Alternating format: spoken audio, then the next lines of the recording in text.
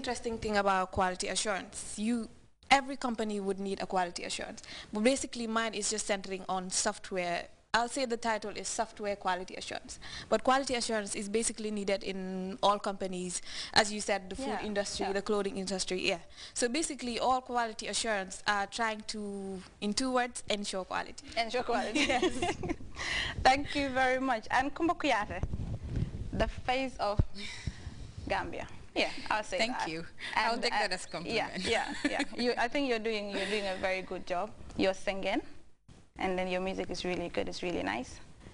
But you're a computer scientist. How are you managing that too, Kumba? Okay, it's not easy, and that's why it's good to go in for computer science, because basically you've been trained to be dynamic, to be able to perform in any field as efficiently as anybody who measured in that. So that's the advantage of computer science. I'll start with that. Right. So, but you have it's like 2 different careers. Exactly. Right. Okay, I would say the music and the computer science. Yeah, there's a huge gap. Some people would say there's really a huge gap between these 2 professions. But I would say that I'm lucky to be, I was born a griot, so automatically that qualifies me as a singer. Even though I didn't take it as a profession, I did all my life, you know, studying science in general.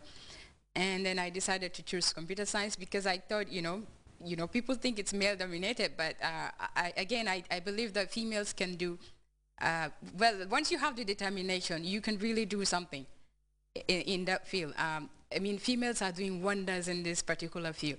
I just attended a 2 weeks workshop on AFNOC, African Network Operators Group. I've seen women really doing great in this particular field. And then again, the ICT is growing at a very fast rate, and we really need human resource in this. So we don't want to leave the male in this. Talking about male dominance, we'll come back to that. Okay. Let's just give Margot a chance. Margot, welcome to the Fatu Show. Tell us about your work. You're a marketing manager. Marketing is very different from sales, but in Gambia it's assumed that marketing and sales are in the same department, but marketing is completely different from sales. Sales is actually going out there trying to get customers, and the marketing department ensure that the products are ready to be delivered and the products are branded well, and it's like you're trying to communicate a message to your market. So that's what marketing is all about, trying to stay connected with your clients in your market, making sure that you have a target market and you're targeting them well, and also making sure that the company's public relation is correct. And no. So did you to be a marketing manager, was it decided, like did you want it to be marketing manager, or did it just happen by chance? Believe it or not, no, I hated marketing in college. Same here, because I did a major in banking and economics. Okay. But I'm in love with media work. Yeah, I majored in business administration and economics, and marketing was not my best strength. And when I first started in Global, I was more focused on sales, and I hated sales. So then I'm like, okay. Are you sure that's not gonna get you unemployed on Monday? No, you're fine. Knows. You're fine. Yeah. I didn't like sales, so I had to shift a little, and I actually enjoyed marketing more. I guess because in college I wasn't really doing much. It was just basically studying and testing exams. But actually here I'm actually practicing and I'm actually doing it, and it's actually a pretty interesting field. I'm enjoying it. It's like you're the face of the company. You make sure that the company's image is, you know, good, and public relations are okay, corporate social responsibility, everything that has to deal with the image of the company is okay, and then also the branding of the company, the branding of products and marketing materials and stuff like that, events, campaigns. It's interesting. It keeps you going. But with regards to marketing, we always have issues. You always hear stories about how girls go there and then their marketing. You know, we have some of these things that happen underground. Yes. You know, really, really uncomfortable things that happen, especially with young girls. Yeah. How do you cope with things like that? It's very difficult, especially here. It's assumed that once you're in the marketing field, you have to dress a certain way or you have to act a certain way in order to get a contract or a deal. So it's really hard when you go into an office and you're trying to be professional and the male or the people up there are not taking you seriously, or they just don't even want to hear what you have to say. They they're just interested in your physical appearance, and they look at you as a piece of meat. So it's really tough, but it's something that we all have to deal with. And I had a scenario. There's somebody that works in an institution, and then they do marketing. And then a customer called and said, "Oh, I want Margot to come to my office and get the money." I mean, I wouldn't personally. I have a problem with that. Yeah. Because I think it's very wrong. It is. It is. Almost wrong. Why that person? And it's a girl. Yeah. She's not married, and then obviously, it's not her. It's the company. So if you want to do business with them, it has to be the institution, not the person itself. Right. And then a lot of girls are out there. They don't really. They can't. It's difficult because it's a job. You're earning a living. That's where you pay your bills, look after yourself and your family. It's difficult to say no to certain things. What message would you have?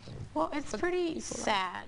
And it is, you're right, there's a lot of that going on. And these girls feel like they'll have to do anything just to be up there, or just to get a deal, or just to get money.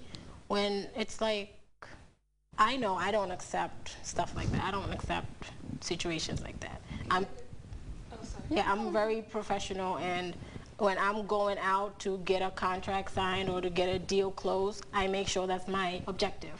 And if you want to come out of pocket and say anything that's unprofessional, I will leave. It's not like, you have to make sure that you respect yourself. It's not always about money, and it's not always about getting that contract. If you feel uncomfortable any kind of way, it's okay to leave. It's not like you're gonna get fired. It's like these young girls they'll do anything. They're degrading themselves just to move ahead in a company, or just to make money, or just to close a deal.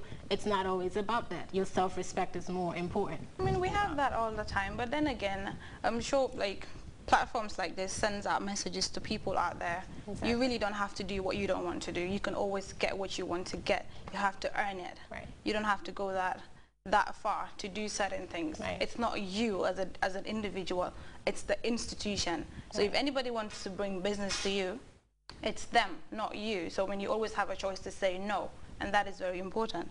And Kumba made mention of male-dominated field. I mean, in the Gambia, I mean, most places are male-dominated, but then we need to understand that this is changing gradually and rapidly in Gambia. You know, women are now empowered very well, especially girls.